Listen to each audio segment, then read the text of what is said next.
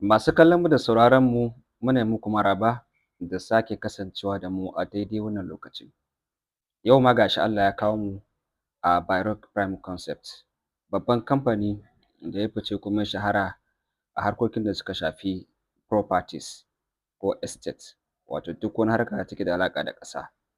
Yau ga shi mun zo a kamfani ga kuma shugaban kamfani, za mu tambaye shi akwai tsarin da aka ce an kawo na easy buy a wannan kamfani na Baroque. Insha Allahu darakta zai mana bayanin menene ma'anar wannan easy buy ɗin a tsarin kamfani. Darakta, mun waiwayo gare ka. Auzu billahi minash shaitanir rajim. Bismillahir rahmanir rahim. Sallallahu ala sayyidina Muhammad wa ala alihi wa ashabihi wa sallam. To kamar yadda ka tambaya, mu a wannan kamfani namu mai albarka Baroque Prime Concept ko kace Baroque Prime Properties,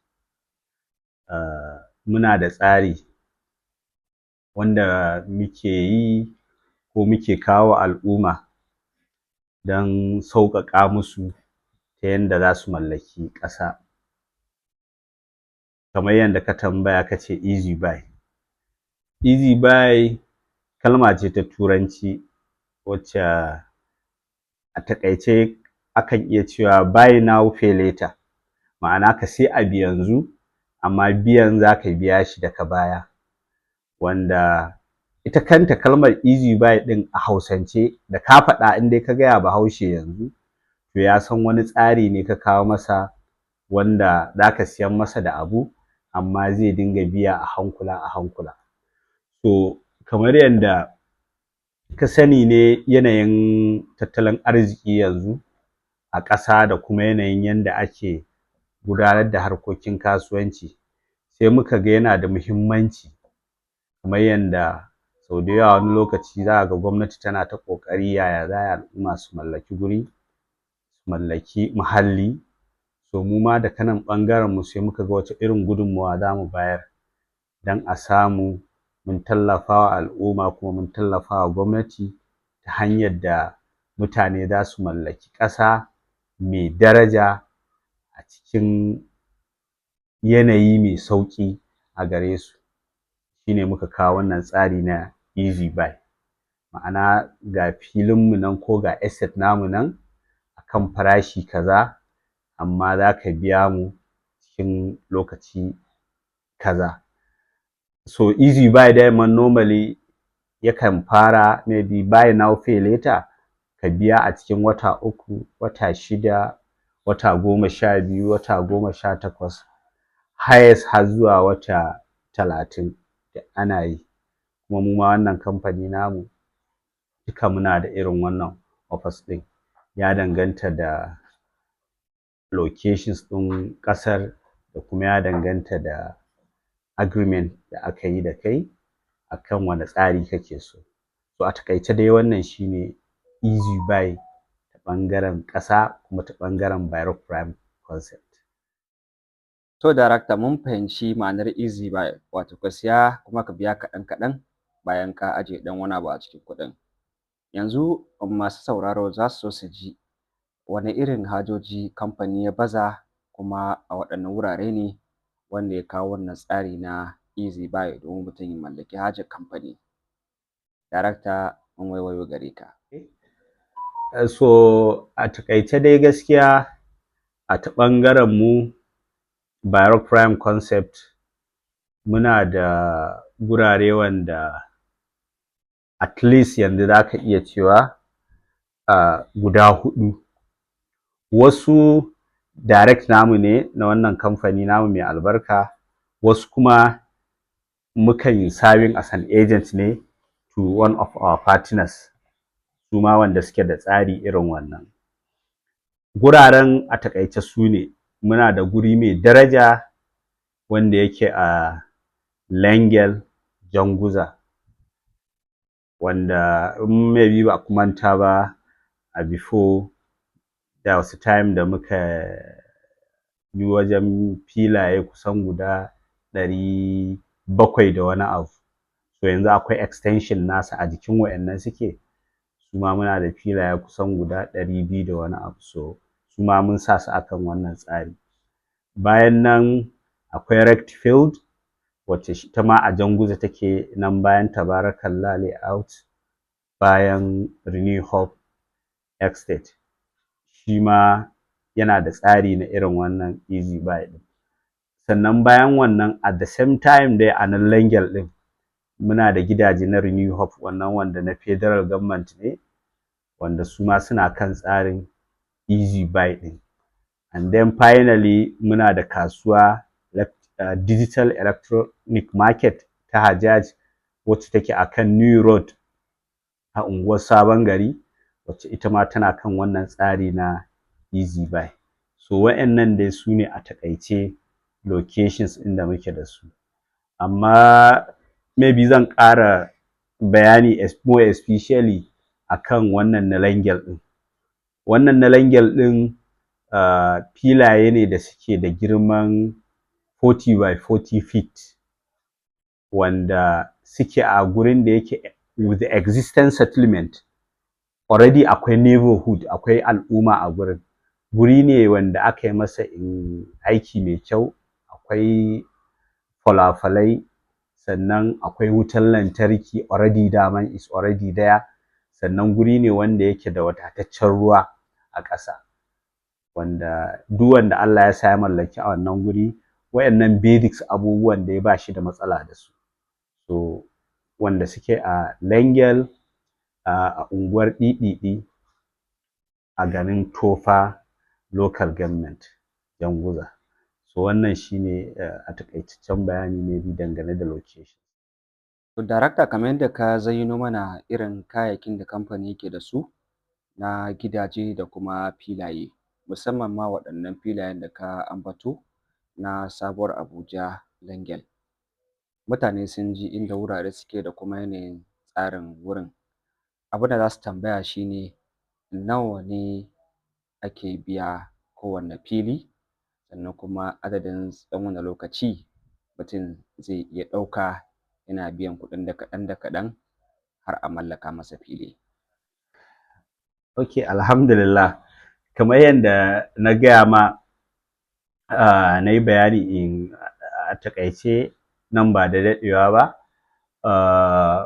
gaskiya tsarin da muka zo da shi na more especially a wannan Langel ɗin, tsari ne wanda insha Allah duk wanda yake da intention, wanda yake so ya mallaki ƙasa a guri mai daraja, a cikin hankali kwance, a cikin yanayi mai sauƙi, ina ganin mun kawo. Kuma wannan ya samu ne bisa ga ƙuduri na wannan kamfani namu da muke so insha Allahu if possible a ce kowa ma ya mallaki ƙasa.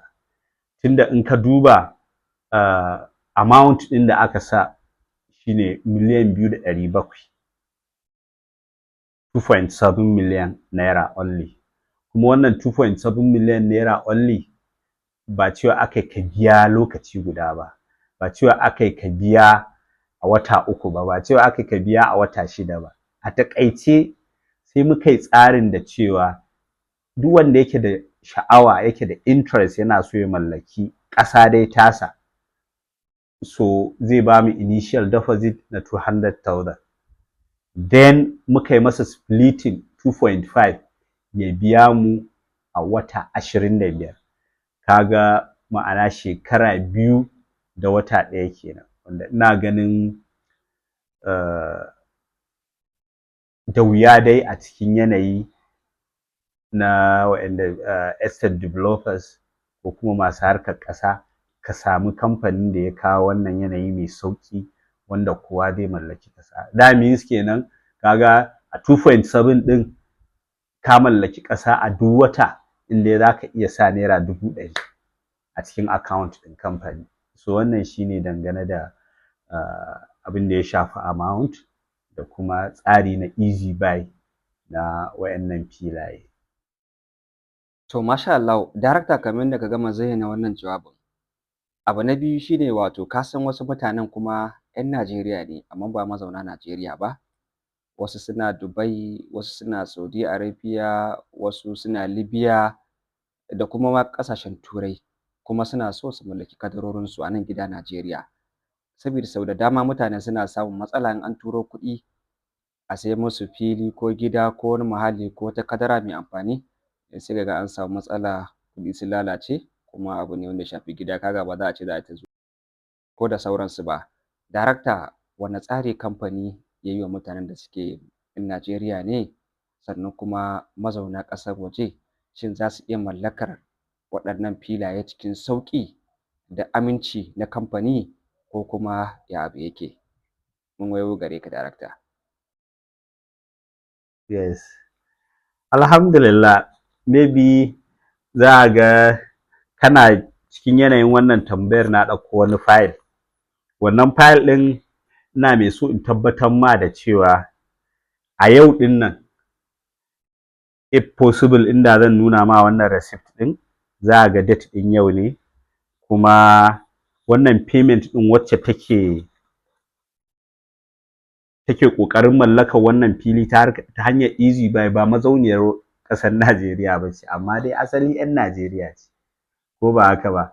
Amma cikin ikon Allah da ta ji tsare-tsarenmu, ta turo aka duba mata yanayin guri da yanayin location, shi wanda ta turo wakilinta na nan aka kai shi ya gani nan da nan a gurin, amma site ɗin ya kirawo ta ya nuna confirmation cewa lallai wannan abu ne mai kyau, guri ne mai kyau.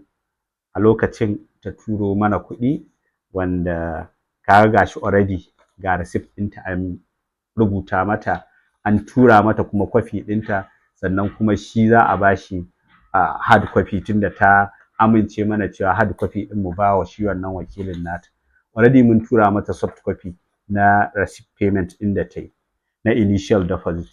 Wannan ma already shi tun a allocations ɗinmu na farko, shi ma ba mazaunin Najeriya ba ne, a Saudiya yake da zama. Yana ganin wannan abin, muka yi magana da shi, nan da nan a lokacin fili guda 6 ya ɗiba, ko ba haka ba. Kuma cikin ikon Allah, a wannan umarar da aka yi ta azumin nan, insha Allah, tunda Allah ya taimaka mun halatta, muka haɗu da shi a can, ya ji daɗi. In fact, na ce masa in tafi masa da receipt ɗinsa, ya ga komai an kai masa, ga iyalinsa ga komai, ya ji daɗi. Ana zuwa magana extension ɗin nan ya ce ai bai ga ta zama ba, shi ma a nan ya samu ya mallaki wasu. Wannan ma da ka gani, shi ma ba mazaunin nan ba ne, ba a ƙasar nan yake ba. So a taƙaice dai akwai al'umma da yawa a cikin kwastomominmu wanda muke mu'amala da su, wanda in ko ba wai a Najeriya kake ba, ko a wace ƙasa kake, based on hanyoyin communications ɗinmu, you can communicate. Za a yi ƙoƙarin ma confirming ɗin location. In kana da wakili ka je ka gani, in ma baka da shi, we can do a video call, you understand, da kai ka gani, sannan insha Allah ka biya, a buɗe ma file, ka yi ƙoƙarin ka mallaki wurinka. So mu ko kuma geography ba barrier ɗinmu ba ne gaskiya. Ma'ana dan kana wata ƙasa, wannan ba zai zame mana matsala tsakanin mu da kai dan ka mallaki ƙasa ba. Wherever you are in the world, insha Allah za ka iya applying to the company, kuma insha Allah ka mallaki ƙasarka cikin hankali kwance. To masha Allahu, darakta, bacin mutum ya kammala biyan kuɗinsa kaf, abin da ya rage na gaba wanda shine zai tabbatar masa da cewa shine mamallakin wannan fili, shine document, takardu na shaidar mallakar fili. Darakta, wanne inganci ne ko kuma tsari kamfani ya ware domin tabbatarwa da mutane takardar filinsu mai kyau ce? So kana maganar title document kenan, ma'ana takardun shaidar mallaka na properties ɗin da ka mallaka. So kamar yanda, in ban manta ba, mun taɓa magana da ku akan categories na title document da in ka gama mu'amala da mu za ka iya mallaka, tunda filayen akwai government layout wanda mostly either CFO ne ko letter of grant, sannan akwai na private layout ɗin na partners namu wanda wasu a grant ne da su. Sannan a kamar shi wannan Langel ɗin, guri mai daraja, title document in ka gama, we have the offer letter ta kamfani za a baka, sannan kuma at the end insha Allah akwai takarda ta local government, certificate na local government wanda yake nuna haƙƙin mallakarka. Da a cikin title document ɗin, bayan offer letter, bayan certificate na local government, sannan ga map ɗin locations ɗin da number filinka already an yi marking ɗinta. That means kaga ba wani batun doubting na cewa nan ne filina ko wannan filin, ba wani maganar ka mallaki fili wani ya zo ya ce ai gurinsa ne. So waɗannan dai a taƙaice su ne title document da insha Allah muke bayarwa. Sai kai sallama da masu sauraro kan wannan gaba. To, let me say assalamu alaikum wa rahmatullahi ta'ala wa barakatuh. Muna godiya da kwastomominmu, existing customers ɗinmu da prospective customers ɗinmu, ma'ana kwastomominmu da za su zo nan gaba, kuma muna fatan Allah ya taimaka wa kowa a ce ya mallaki ƙasa, more especially a hannun Barrock Prime Properties, Barrock Prime Concept. Na gode. Sunana Nasiru Abba Nasidi, darakta na wannan kamfani mai albarka. Assalamu alaikum.